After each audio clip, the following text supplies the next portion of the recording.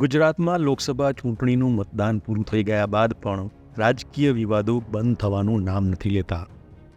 ચૂંટણી જંગમાં સામસામે રહેલા ભરૂચ લોકસભા બેઠકના બે ઉમેદવારો ફરી સામસામે આવી ગયા છે.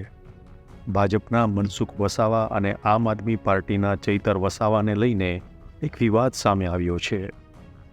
શુક્રવારે સાંજે સાંસદ મનસુખ વસાવાએ બે ટ્વીટ કરી હતી, જેમાં તેમણે કહ્યું કે ડેડિયાપાડામાં તાલુકા પંચાયત કચેરીમાં તાલુકા વિકાસ અધિકારી સાથે ધારાસભ્ય ચૈતર વસાવા દ્વારા ધાક ધમકી કરાઈ છે. ઓફિસમાં સ્ટાફના બીજા લોકોને બહાર કાઢીને અધિકારી સાથે ગેરવર્તન થતાં ઓફિસ કર્મીઓમાં ડરનો માહોલ ફેલાયો છે.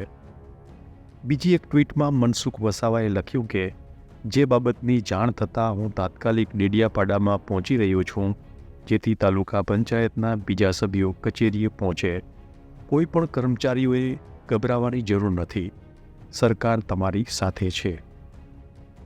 આ ટ્વીટ બાદ એક બાજુ મનસુખ વસાવા તાલુકા પંચાયત કચેરીએ પહોંચી ગયા અને બીજી તરફ ધારાસભ્ય ચૈતર વસાવા પણ પોતાના ટેકેદારો સાથે ત્યાં પહોંચ્યા હતા.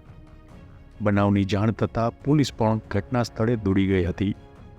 એ સમયના વાયરલ વિડીયોમાં ચૈતર વસાવાએ શું કહ્યું એ જોઈએ. એમને છે ને એ પોતે ડેડિયાપાડાના નાગરિક નથી. એ પોતે હમણાં કોઈ પદ પર નથી, બરાબર. હમણાં લોકસભાની ચૂંટણી ગઈ છે.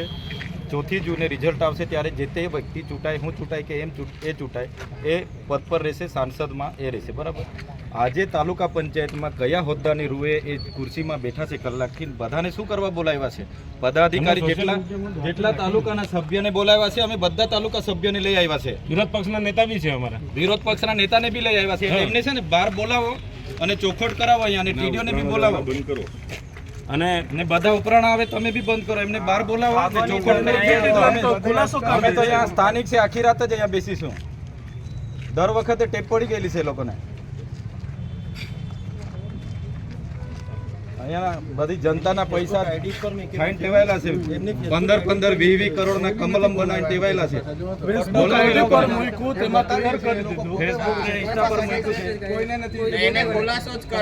અહીંયા કાયદો ને વ્યવસ્થાને જે બી તૂટશે ને, કાયદાની વ્યવસ્થાની જવાબદારી મનસુખભાઈની રહેશે. બધાને આમંત્રણ આપ્યું છે ને, જાહેર આમંત્રણ. દર વખતે ડેડિયાપાડાનો માહોલ બગાડવા દોડી આવે છે. તો ત્યાં નકલી કચેરી પકડાય ત્યાં કેમ નહીં દોડીને ગયા? અહીંયા નિહાળો નથી ત્યાં કેમ નહીં દોડીને જતા? દવાખાનામાં ડોક્ટરો નથી રહેતા ત્યાં કેમ નહીં દોડીને જતા? શિક્ષકો 2 વર્ષથી નથી.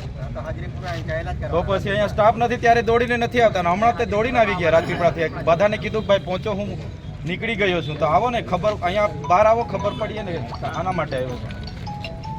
એટલે જ્યારે ત્યારે અધિકારીઓને આગળ કરીને ડામવાની વાત. હા,